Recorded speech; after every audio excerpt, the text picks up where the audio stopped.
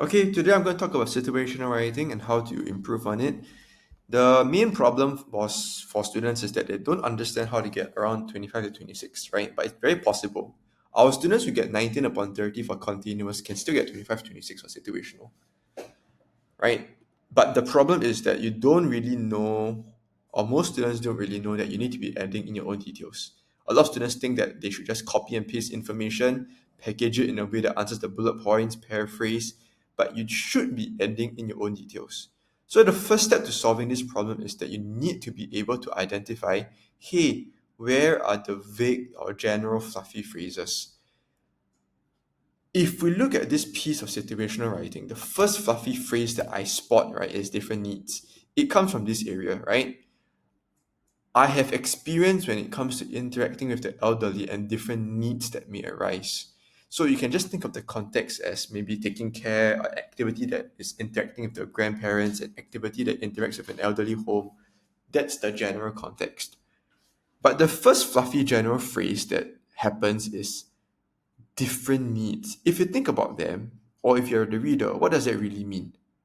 Right? Elaboration means it must give you specific details, background context, nuance, or information that specifically helps you to understand what exactly the poster is talking about. So if the poster says different needs, right, and then you just regurgitate it out without adding specific detail to understand what this phrase is, you're not really elaborating. So the number one mistake that most students make is that they're not elaborating on the mistakes. They're not elaborating on the given information. They're just mentioning. So you need to be very clear the difference between a mention and an elaboration. Again, an elaboration is helping you to break down what specifically is this general fluffy phrase in the source, in the poster exactly saying.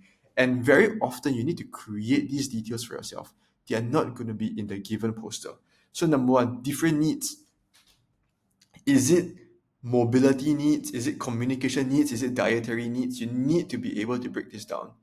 Second general fluffy phrase here, multilingual, right? I am multilingual. This might be an idea that came from the poster or it might be a direct copy and paste. But regardless, even if it's an idea you created, it's still very general and fluffy, right? What does multilingual mean? Like if it's just English Chinese, right? Then you're missing a lot of the general population, right? What about the other languages? Or what about dialects? So what does multilingual really mean? Why is it important? Right? Is it because certain that generation they are limited to only a certain kind of language? So, as a reader, when you're reading this, you need to ask yourself, are you getting a full picture? If you're not getting a full picture, then as a writer, you need to do more, right? Again, think about this. If you look at 100 scripts, every student will be writing these things. And to an examiner, it's really very annoying because similar ideas get similar marks. I don't have a reason to give you more marks, even if you are answering the question. If 50 of students writing this are writing the same thing, you're going to get the average 19 to 21 mark. You can never push into the 25, right? The last fluffy phrase here is without any problems.